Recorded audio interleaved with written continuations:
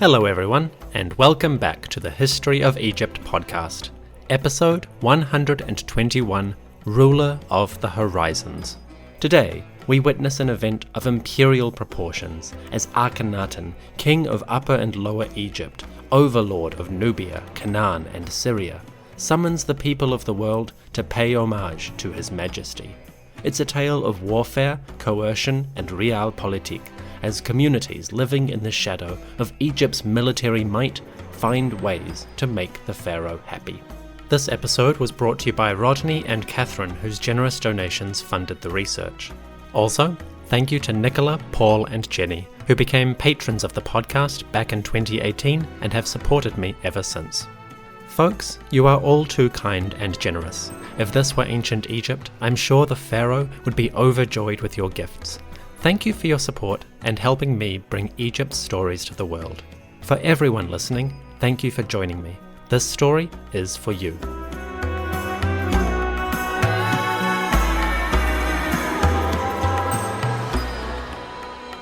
The events of this episode take place primarily in regnal year 12 of Akhenaten. But before we get into that, I want to quickly rewind a few years to discuss an important concept which I haven't had the opportunity to discuss. Let me very briefly go back to regnal year 9, approximately 1354 BCE. It was about 1 year before the birth of Prince Tutankhaten and 3 years before Queen T came to Amarna. Back then, the king's priorities were still being developed in some important ways. In regnal year 9, Akhenaten's religious program, his glorification of Aten, was fully underway. The king was surrounded, literally and figuratively, by symbols of the god. He lived at Akhet-Aten, horizon of the Aten. His name invoked the deity explicitly, and most of his children were tied to Aten in some symbolic way, Meryra-Aten, Mekhet-Aten, and so on and so forth. His great queen, Nefertiti, was officially named Nefer-Neferu-Aten, or How Beautiful is Aten, and his new city was rapidly filling with temples and monuments that glorified the sun god above all. Surely, Akhenaten was now feeling confident that his reforms were stable and effective, but still, there was work to be done. In regnal year 9, or thereabouts, Akhenaten decided that the sun god would receive a new name. Previously, Aten had been known by a lengthy, complicated moniker, which went as follows, quote, Ra-Hor-Aketi, who rejoices in the horizon in his name of Shu, which is in the Aten, end quote. The old name referenced other deities besides Aten, notably Shu, or light, and Hor-Aketi, Horus of the two horizons. This was intentional, for it connected the newer concept of Aten with ancient primeval deities, especially ones associated with creation and the kingship. This made sense, and it probably helped Akhenaten communicate his ideas in ways that other people could understand more easily. But it was also slightly messy, tying Aten's identity up with other, older gods. With this name, Aten wasn't really as pure as Akhenaten may have desired. So, sometime around regnal year 9, Akhenaten officially changed the name of the sun god. On monuments and texts, Aten would now be known by a new identity. This new name went as follows, quote, Living Ra, ruler of the horizon, rejoicing in the horizon, in his name of Ra, the Father, who is appearing as Aten, end quote. The old and new names may sound superficially similar, but there are some important differences. Firstly, the old references to Hor-Aketi, Horus of the two horizons, were removed. Now, Aten was simply Ra, ruler of the horizon. Secondly, the phrase rejoicing in his name had changed from rejoicing in his name of Shu to rejoicing in his name of Ra.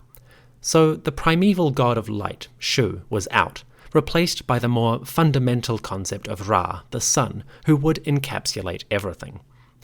It's not hard to see the logic of what Akhenaten was doing here. If Ra was the sun, then Ra was the source of all visible light, so the idea of Shu, light, as a separate deity was kind of redundant. It would only add unnecessary complexity to what was a fairly simple idea. Ra was the sun, Ra was light, Ra was the source of creation. Similarly, why have Ra the Horus of the two horizons, when you could simply call him ruler of the two horizons? From a certain perspective, it was the same basic concept. Horus was the archetypal ruler god, but references to that falcon just added pointless mental work to the idea. For Akhenaten, it often seems like simplicity was preferable. Strip away the complicated mythologies, reduce everything to its core principles. In effect, Akhenaten was a fundamentalist in the most literal sense. He wanted to go back to the fundamentals of religious ideas. The change in Aten's name seems to be the capstone of Pharaoh's second phase of religious reformation. The first had kicked off with new temples to Aten and culminated in the king changing his name from Amunhotep to Akhenaten. Now, the second phase saw Pharaoh's religious ideas reaching fuller expression, with great hymns glorifying Aten and a new name encapsulating the purified nature of his identity. From year 9 onwards, references to other gods fell by the wayside, although some of their iconography would persist, like Queen Ti and her Hathor imagery. But now, official texts and monuments showed the Aten, or Ra, standing alone, his name undimmed by association with any other god. As the king's first decade came to its end and regnal year 10 began, Akhenaten may have felt that his ideas were finally reaching fruition. His new city was flourishing, and the temples to Aten were nearly complete. His family was growing, and a son was on the way. His courtiers and subjects were loyal in public, and propagated his ideas with skill and gusto. Everywhere the pharaoh looked, things seemed to be going his way. With luck, these ideas would endure for a century or more, and Akhenaten would be recognized as the founder of a new golden age. Fortunately for him, this good feeling would persist for a couple more years. By the time of regnal year 12, the king was in a rather celebratory mood indeed.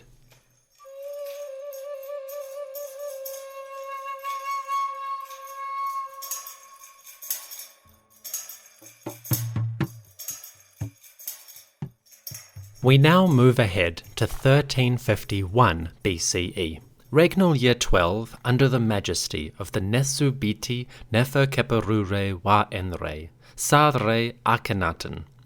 The king of Upper and Lower Egypt, beautiful are the manifestations of Re, Re's one and only, the son of Re, effective for the Aten. The pharaoh of Egypt, Akhenaten, was approximately 30 years old, give or take. He had been in power for 12 years and married for 10. He was wealthy, influential, and accomplished, having established new religious ideas and even constructed a whole new city. Like great rulers before him, Akhenaten had built something new, something that would stand as a monument to his personality and his image. In the city called Akhet-Aten, the great pharaoh was sitting pretty. As king of Upper and Lower Egypt, Akhenaten had also inherited an empire. Far to the south, the people of Wawat and Kush, what we call Nubia, lived under Egyptian domination. The Nubians, subjugated by armies and governors and living in the shadow of fortresses, paid tribute to the Egyptians. Any resistance was crushed swiftly in Pharaoh's name. To the north, the land of Kinana, or Canaan, was inhabited by a dozen or more different peoples. Small kingdoms rose and fell, cities flourished and declined, and populations moved, settled, and relocated across a huge geographical area that is one of the world's great crossroads. Those people, including pastoral nomads, farming communities, and city dwellers, also paid tribute to the Egyptian monarch. They had experienced the swift, brutal actions of Pharaoh's soldiers many times over many generations. Now, people living in Canaan were the obedient vassals of Akhenaten. Finally, People on the far frontiers, in Libya, Sinai, Arabia, and Syria, lived at the mercy of Pharaoh's goodwill. Whether they were nomadic groups or established kingdoms, these folks were constantly negotiating their relationship with Egypt. Periodic campaigns, raids, might shift the balance of power, but in Akhenaten's time, those people remained Egypt's vassals. In 1351 BCE, Egypt was one of the world's superpowers, and Akhenaten lived the life you might expect of an imperialistic overlord. He subjugated some foreigners, protected others, and kept more in a kind of diplomatic limbo, allowing them to persist as long as they gave the proper deference and sent the proper tribute. With that in mind, it's not surprising that eventually the king decided to summon his vassals to Egypt so that they could pay homage in person. So it was, in regnal year 12, the king held a lavish celebration of his imperial power. It was time for a ceremony of tribute. In the hills east of Akhet-Aten, a pair of tombs show us the days when Akhenaten, pharaoh of Egypt, presided over a ceremony of foreign tribute. The tombs belong to two of the king's high officials, the first of which was named Huya. We met Huya last episode, when he took on responsibility for the comfort and livelihood of Queen T. Acting as T's steward, Huya represented the Queen Mother and her family living in splendor in the palaces of Akhet-Aten. Well, other parts of Huya's tomb also show the days when Pharaoh celebrated his imperial power. The Day of Tribute was a huge public event. It took place outside so that as many people as possible could participate and witness Akhenaten's authority over different lands.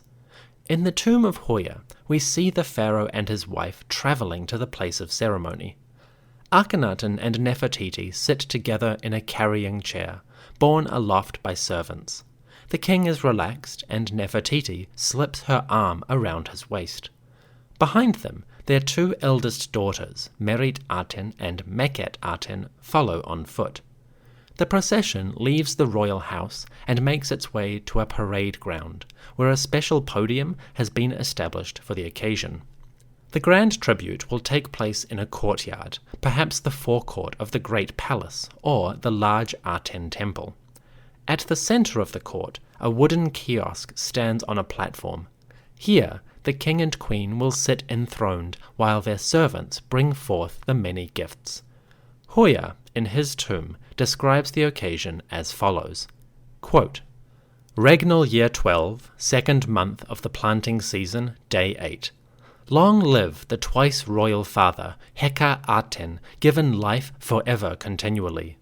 Appearance of the king of Upper and Lower Egypt, Nefer-Keperure Wa-Enre, and the king's chief wife, Nefer-Neferu-Aten Nefertiti, may she live forever continually. They appear on the great carrying chair of Electrum in order to receive the products of Karu and Kush, the west and the east. All foreign countries gathered as one, and the islands in the midst of the sea are presenting products to the king upon Akhet-Aten's great throne of receiving the dues of every foreign country, while the granting of the breath of life is made to them. End quote. Huya recounts the nature of the occasion, the grand tribute, when people of many foreign lands came to present their gifts to Pharaoh. We are told that all foreign countries gathered as one, including people in the islands in the midst of the sea. This is the Egyptian name for people of the Mediterranean and Aegean. As we'll see in a moment, this might have included people of Crete or even Greece. Akhenaten and Nefertiti sit in their thrones beneath the gilded canopy.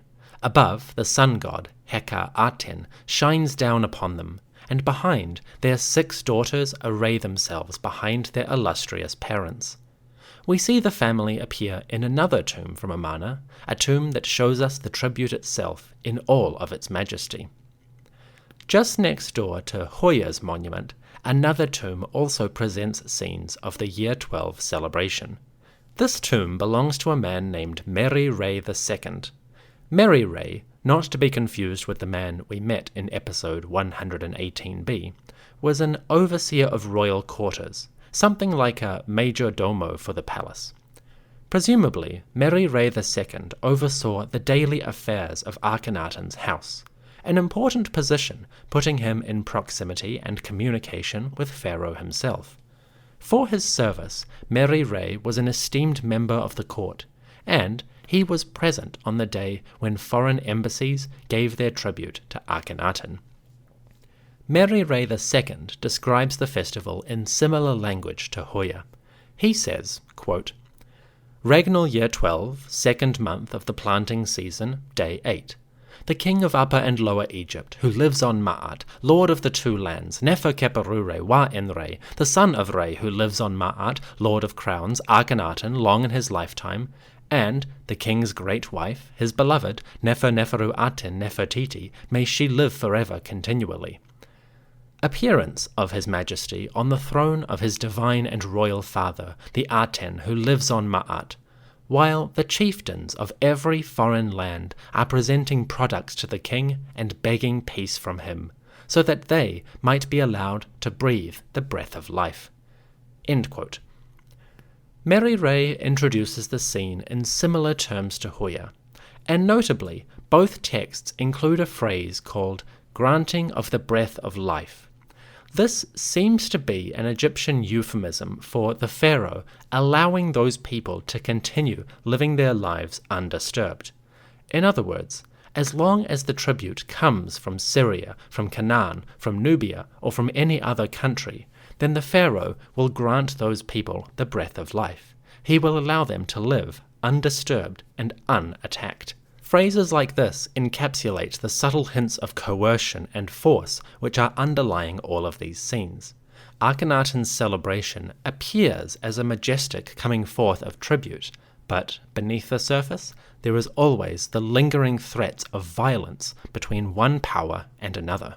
So Meryra introduces the scene in fairly similar language to Huya, but what follows in his tomb is unlike anything we've seen yet. In the tomb of Meryra II, a wall facing east includes a vast tableau of royal celebration.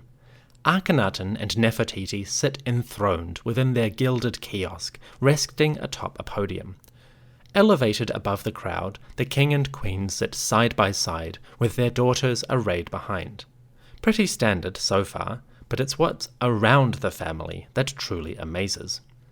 The pharaoh and his queen sit in the center of the wall, but they are dwarfed by a vast scene which stretches out to either side. Arrayed in registers, clad in exotic costumes, and carrying a bewildering variety of goods, hundreds of foreigners, quote-unquote, come before the pharaoh of Egypt. Across a huge expanse of wall, rows and rows of people fill out the mural and make the decorations of Meryra's tomb some of the most impressive in the city. I won't describe every group or individual, but if we pick a few interesting figures, we can get a sense of the people who came to this festival. The groups and the gifts give insight into Egypt's empire and how Akhenaten wanted to depict it.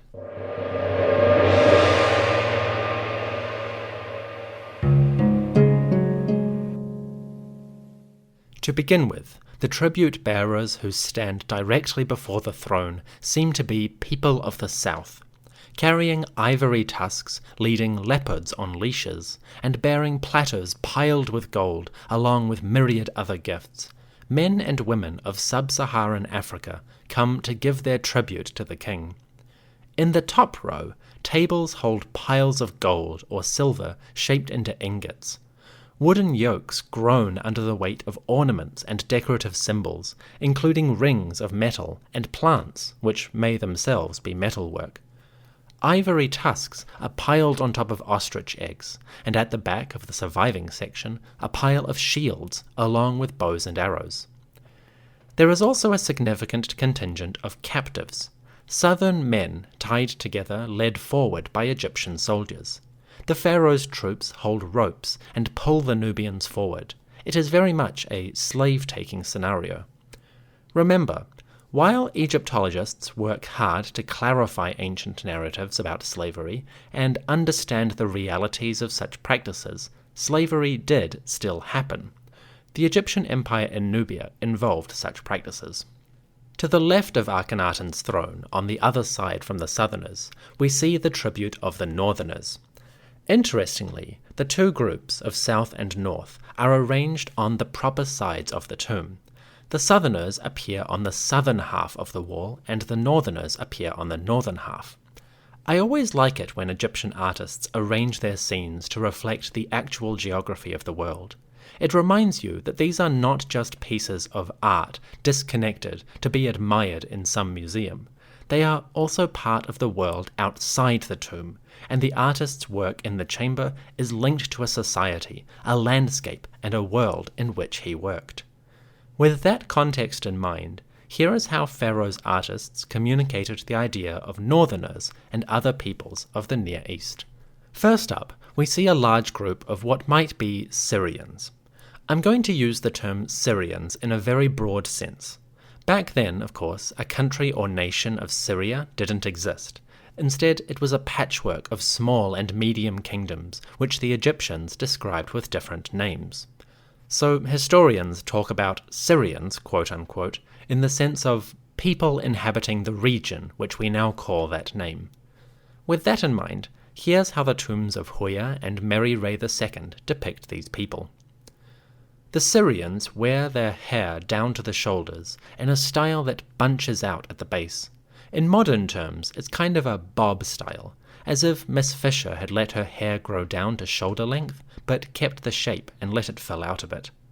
Along with that, they also wear beards, long and pointed. The clothing of the Syrians is usually a full-body robe in two different types. One is layered and cut close to the chest with long sleeves. The other is a sort of wrap, with one end swept up over the shoulder. Clad in these garments, the peoples of Syria come forward to offer their praise. Along with the Nubians and Syrians, we also see a variety of other, lesser groups. Desert people, for instance, come forward offering ostrich feathers and eggs, but not much else.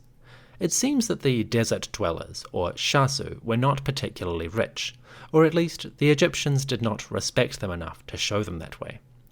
Canaanites, meanwhile, bring fancy vases and pots, as well as chests and trees, like the ash or pine tree of Lebanon. Some people bring objects which look like animals, whether these are real livestock or metal images of the animals, like bovine calves, is unclear. Either way, the myriad peoples of Canaan bring their local gifts. Finally, there are the northern prisoners. Like the Nubians, a group of individuals, men and women, shuffle forward. They wear long multi-layered robes and wear hairstyles and beards in a distinctive fashion. They are tied together, and at the head of a group, an Egyptian man bows low as he presents his captives to the pharaoh. Again, as with the Nubians, the Egyptian holds his prisoners by a rope. It seems that these northerners are destined for a form of slavery or servitude. Who these captives are is not exactly clear. Based on their clothing and adornment, they seem to be folks of North Syrian or even Anatolian origin. That gives a broad range of possibilities. They might be Hittites or Hurrians, or people of a small Syrian kingdom. Whoever they are, they seem to come from a region with good trade connections. Above the prisoners, a set of vases and jugs are gathered together. This pottery bears more than a passing resemblance to styles from Minoan Crete, and they might be imports from the Mediterranean or local copies of the style. It's hard to tell, but whatever the cause, these northern prisoners seem to come from a land with good contacts, trade and otherwise. Sadly, those contacts didn't help much when the soldiers of Pharaoh dragged them before the throne. Rows and rows of prisoners, supplicants on their knees before the majesty of Akhenaten's throne. It's quite clear that this tribute for Pharaoh was not entirely voluntary. Sure, some groups might have come willingly, but many of them seem to be there in bondage. Of course, when it comes to empires, the line between voluntary and coercion is razor thin. Even if you choose to come, your decision may be influenced by the need to curry favor with a powerful and potentially violent neighbor. Like it or not, the ancient Egyptian war machine had already established its willingness to rampage through foreign lands. For the communities living near to Egypt, that threat was always looming in the background. For the Egyptians, particularly those of the ruling class, this was a day of triumph. Ranks of prisoners shuffled onto the parade grounds, and crowds of foreigners knelt before the thrones of Akhenaten and Nefertiti. Overhead, the Aten shone down, casting his light over all kingdoms, and empowering his only son to rule them. Naturally, the men who commissioned these artistic scenes, Huya and Meryra II, made sure to praise Aten and his son in their respective tombs. In one, the tomb owner offers praise to the sun god, ruler of the horizons and all lands, and celebrated the might of Pharaoh, lord of all.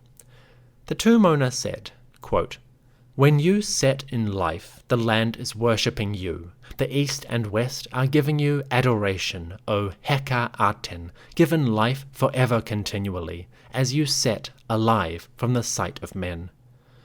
As for your coming, they raise an outcry to the height of heaven at seeing Akhet-Aten, which Re made to be given to his son, the one who lives on Ma'at, while he, that is Aten, causes the king to plunder every foreign country upon which he shines. And Aten bequeaths the whole circuit to the king in order to slake his heart with them, and to do that which pleases his Ka. For they, the foreigners, are under the feet of Wa-en-Ra, the one beloved like the Aten, until even the sea gets up on legs, until the mountains stand up to walk, until water flows backwards. O beautiful ruler of the Aten, you are the great sun god, the Aten itself. May Aten cause the king's southern borders to extend as far as the wind, and the northern border to that which Aten illuminates. It is your strength which protects the two lands, and your might which makes the subjects live, O Wa-en-Ra, beloved like Aten, long in his lifetime." The king's scribe, overseer of the houses of the royal quarters, the steward Meryra, true of voice. End quote.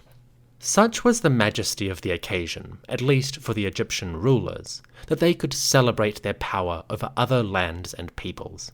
The prayer I just quoted shows us the scope of Aten and Akhenaten's power, that they can subjugate every country, move mountains, and even turn rivers backwards with the force of their command. Such rhetoric is fairly typical for any empire.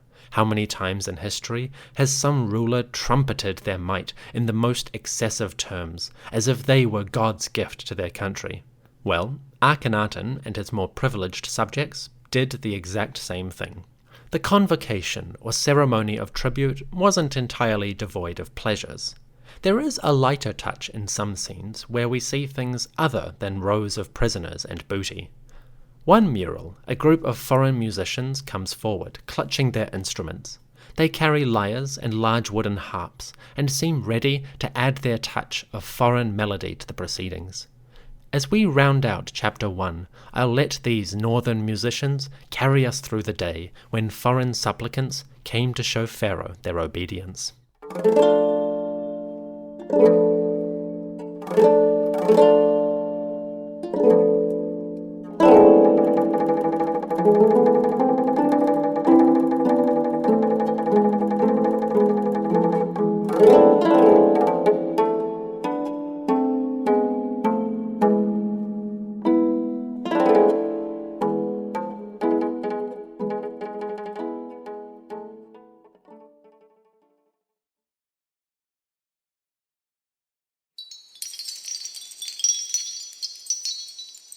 One day, the capital city of Egypt played host to a horde of foreign prisoners and emissaries.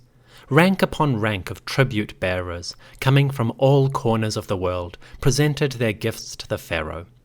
In the midst of this hubbub, Akhenaten sat resplendent, a ruler of all. You may be wondering why Akhenaten decided to throw this kind of party at this particular point in time. The artistic scenes which show the tribute festival, and the hieroglyphic texts that accompany them, are pretty specific on the date, year 12, second month of the planting season, day 8. But why year 12? Why that date? What exactly was Akhenaten celebrating? There are a couple of interpretations of this event, and before we go any further, it's worth noting that the date, year 12, may not have any specific significance. Maybe the king just wanted to celebrate his imperial power, and his followers made it happen. Maybe the date was totally irrelevant. But it's always worth checking if there might be some correlation, some kind of event that could inspire such a display of Egypt's military might. It so happens that we might have evidence for just such an event. South of Egypt, in the lands of Wawat and Kush, Nubia, two stelae have come to light which describe a war or raid into the country during the reign of Akhenaten. Now, the exact date of these stelae is unclear. The stone is damaged at just the wrong point. We know that we have a 2, and it's possible that there was originally a 10 in front of it, which means that these stelae, and the war they describe, either happened in Akhenaten's 2nd regnal year, or his 12th. Because of the damage, no one is willing to put money down on either date. But if the war took place in year 12, then maybe Akhenaten's grand festival, his celebration of imperial power, coincided with a very real victory in the southern lands. We find the first stela at the fortress of Amarna, and it tells us how, in an unknown year, raiders from the highlands of Nubia came into the Nile Valley. They were hungry, stealing food and fleeing into the desert to escape the might of Pharaoh's troops. In a short, broken text, the Amarna stela tells us these events. Quote, Regnal year unknown, 1st month of inundation, day 16 of the living ruler, and of him whose sword is victorious, beloved of Aten in the land of Egypt. The king of Upper and Lower Egypt, who lives on Ma'at, lord of the two lands, Nefer-Keperu-Re, the son of Re, who lives on Ma'at, lord of crowns, Akhenaten, long in his lifetime, who has appeared upon the seat of his father, the Aten, like Ra in the sky, and upon earth every day. Now, His Majesty, life, prosperity, health, was in Akhet-Aten when one came to tell his person that enemies of the foreign country, Ikhaita, were plotting rebellion, and they had even invaded the lands of the Nile, while taking all sustenance away from them as they roamed the desert, in order to fill their bellies. End quote. This stela is very fragmentary, and the translation I just gave you fills in quite a few gaps. This damage is doubly unfortunate. Not only do we lose the full context, but we also lose some specific references. The regnal year is lost, so we can't be sure. And when the text says, His Majesty was in Akhet-Aten, we don't actually know that it said Akhet-Aten. This part is lost and has been filled in by translations. It's equally possible that it referenced a city like Thebes or Memphis. So, unfortunately, we have no idea exactly when this stela should be dated. Was it in the first phase of Akhenaten's reign, when he was still living in the southern city? Or does it belong to the second phase, when he had moved to the horizon of Aten? Unfortunately, we just don't know, so we have to turn to our second stela in order to get some corroborating information. We find the second stela at the fortress of Buhen, the mightiest bastion of Egyptian rule, a true landmark of their empire in Nubia. On this lengthier text, another scribe records Akhenaten's war in Nubia. Quote, Regnal year 2 or 12, 3rd month of the inundation, day 20 of Aten the ruler, and of the king of Upper and Lower Egypt, who lives on Ma'at, lord of the two lands, Wa-Enra, blah blah blah, you know the gist. Now, His Majesty, life, prosperity, health, was in Akhet-Aten when one came to tell his person that the enemies of the foreign country Ikhaita were plotting rebellion and had even invaded the land of the Nubians, while taking away all sustenance from them as they roamed the desert in order to escape from him. Thereupon, His Majesty charged the king's son of Kush, that is, the viceroy, and overseer of the southern countries, with assembling an army, in order to defeat the enemies of this foreign country of Ikhaita. These enemies were found on the eastern side of the river, to the north of the ponds of the mining region, upon the highland, and the fugitive was smitten. While the cry of victory was in the hearts of the Egyptians, they said, a fierce lion slaying myriads throughout the land, in valour and in victory. List of the plunder which His Majesty carried off from the country of Akhet-Aten. Living Nubians, 82, and more. Young warriors, unknown. Nubian women, unknown. Their children, 12. Total of living heads, 145. Those who were impaled, unknown. Those who were slain, unknown. Those whose hands were removed, unknown. Total, 225. Total sum, 361, which is an error. The king's son of Cush, the overseer of the southern countries, Thutmose, said, "Fear of you is in their hearts, your majesty. There are no rebels in your time, for they have achieved non-existence. The chiefs of Akhet-Aten have fallen to your might. Your battle cries are like a fiery flame following after every foreign country, and every foreign country is united with one wish, namely, that they might despoil their lands daily, so that the breath of life may be sent to their noses by your car. O Lord of the two lands, sole one of Re, may your car act in order to reach all your enemies." End quote. Once again, the stela from Buhen is badly damaged and there are many gaps in the text. The quote I just read to you is partially restored, and so parts of it are unreliable. So when it says that the pharaoh was in Akhet-Aten, we've had to fill that in and we can't be sure. Either way, it seems that in regnal year 12, or 2, nomads from the highlands of Nubia entered the Nile Valley. They came in search of food and perhaps plunder. But for the Egyptian overseers, these incursions were unacceptable. The pharaoh's troops chased the nomads back into the deserts and they attacked them. The Egyptian warriors, fierce in battle and raising mighty war cries, brought their enemies low and took them into bondage. A total of 145 living captives or prisoners were taken, and 225 people were slain or murdered. Again, we can't be sure of many details, but this is the best evidence we have so far. It's certainly clear that the Buhen and Armada stelas record the same event, a campaign down into Nubia by Akhenaten's troops. Although we can't be sure of the date, regnal year 12 is a reasonably good bet. It seems that Akhenaten's representatives, his soldiers and governors, ravaged parts of Nubia at this time, crushing a quote-unquote rebellion. They took prisoners, men, women, and children, and brought them back to the fortresses. Perhaps, from there, the Egyptian troops took their captives to Akhet-Aten, where they appeared, tied together, in the grand convocation of Akhenaten's imperial celebration. If that's the case, then maybe the tribute celebration was in fact a celebration of this war. Well, maybe. The dates of these two stelae, assuming they record events in year 12, both take place in the season of inundation or flood. This is roughly September to November. Meanwhile, the festival of tribute took place in the season of planting, just a couple of months later. Now those are pretty good synchronicities. The Egyptian troops had plenty of time to go to war, destroy their ragtag enemy, and then report back to Egypt in time for the celebration. So things work out chronologically, and some scholars, notably John Darnell and Colleen Manassa, have connected this Nubian campaign with the grand festival of tribute, which is certainly plausible. However, there is a caveat. The war in Nubia works out relatively well from a chronological perspective, but what about the other lands that showed up at the festival? Fetching prisoners and tribute from Libya, Sinai, the Near East, etc.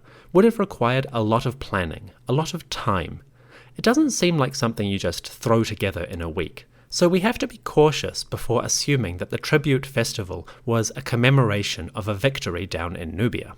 An alternative explanation might be that the festival of tribute actually inspired this war. Perhaps what actually happened is that Akhenaten's soldiers down in Nubia went out on a campaign because the grand festival was coming up. For the governor of Nubia, the viceroy Thutmose, this kind of event was probably a good opportunity to show his loyalty and service to Pharaoh. I mean, what could be a better gift than prisoners, freshly captured in battle, and all the plunder of the southern countries? If Akhenaten was publicly hosting a celebration, why not give him tangible proof of Egypt and his military might? So maybe the grand festival of tribute was a celebration of victory in Nubia, or maybe that victory was done in anticipation of the upcoming festival. Either way, we can be sure that at some point Akhenaten's troops ravaged the highlands of Nubia, taking captives that they could present to Pharaoh. When that happened, another chapter in the Egyptian empire reached its conclusion. These were happy days for those in power.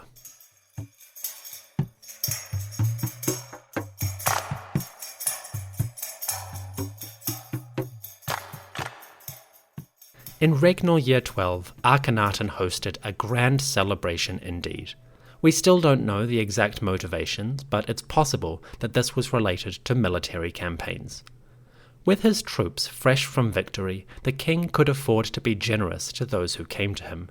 He permitted his vassals in the Near East to live. He gave them, quote, the breath of life. Above him, the sun god Aten shone over all lands, the pharaoh's dominion. At this occasion of victory, the Egyptian empire was enjoying a shining moment indeed.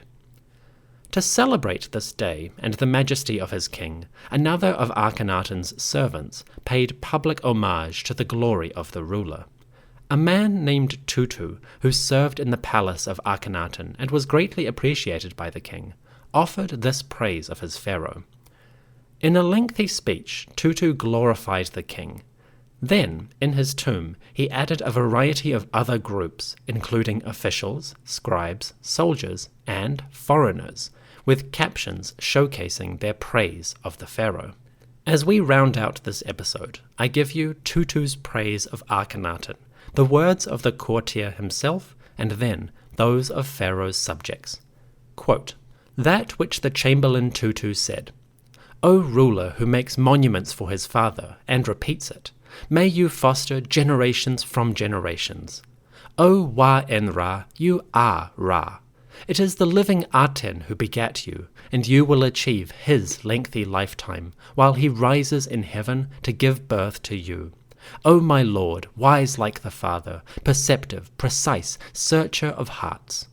Your hands are like the hands of Aten, so that you can build people according to their various characters. O my lord, may the Aten give you the many jubilees which he has decreed. You are his child, it is from him that you issued. O Wa-en-Ra, image of Ra continually, who raises up Ra and satisfies Aten, who causes the land to understand the one who makes it. May you illuminate his name for the subjects, and administer for him the dues which are owed to his rays. May Aten acclaim you in heaven joyfully on the day in which you appear. The entire land quivers before you. Karu, Cush, all lands, their arms are extended to you in adoration, to your Ka, as they beg for life in wretchedness. They say, give us breath. Terror of you stops up their noses, and their prosperity comes to an end. Your divine power is in them as a repellent. After your war cry has annihilated their limbs like the fire which devours them. The rays of the Aten will rise over you continually, and the one who makes your monuments strong like heaven is manifest in them forever. So long as the Aten exists, you shall be alive and rejuvenated continually. End quote. That was all Tutu glorifying his king in the most verbose terms. Now, Tutu adds a number of captions to other groups, including soldiers, officers, scribes, high officials, and even foreigners. These texts are also quite interesting. Quote, speech of the Chatti, vizier, and other high officials. How good they are, your plans, O Nefer-Keperu-Ra Wa-en-Ra. How prosperous is he who is in your entourage. O beautiful child of the Aten, you shall raise up generations, and you shall endure like the Aten. Speech of the officers. The officials and the chief men of the army who are standing in the presence of Pharaoh, life, prosperity, health. They say, the ruler is bright on the Aten's behalf, and abounding in property, and consequently the Pharaoh makes men. Speech of Tutu's charioteer. Oh, you are beautiful like the Aten, the one who begat him, Nefer-Keperura wa-Enra, the one who builds people and raises the younger generations, while he is lasting like heaven when Aten is in it. Speech of the foreigners. The servants belonging to every foreign country, they say, O living Ra, Nefer-Keperura wa-Enra, we are under your commands, continually forever. End quote. Tutu's grandiose declarations reflect an overwhelming focus on the imperial power of the pharaoh and his relationship with the sun god. Aten rules in heaven, Akhenaten rules on earth, and together the two are destined to live forever and reign with millions of jubilee festivals. Tutu is not alone in presenting such sentiments. All of the tombs of Amarna paint glorifying pictures of the pharaoh. And it certainly seems as though the high officials who served Akhenaten were well aware that his favor was the essential ingredient to their continued success. The same relationship perhaps plays out between Egypt and its vassals.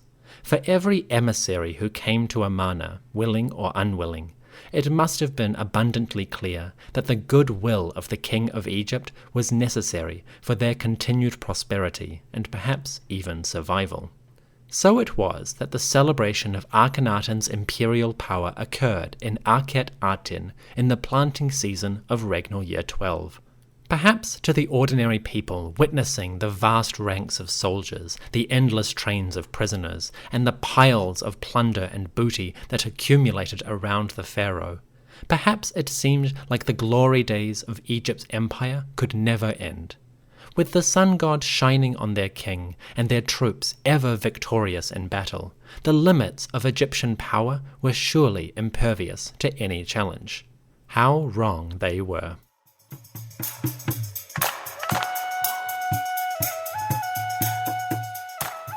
We now come to the end of this episode, and also the end of Phase 2 in the reign of Akhenaten, King of Egypt. On the next episode, we will do our second summary of Akhenaten's reign, recapping everything we've learned so far and putting it together in context.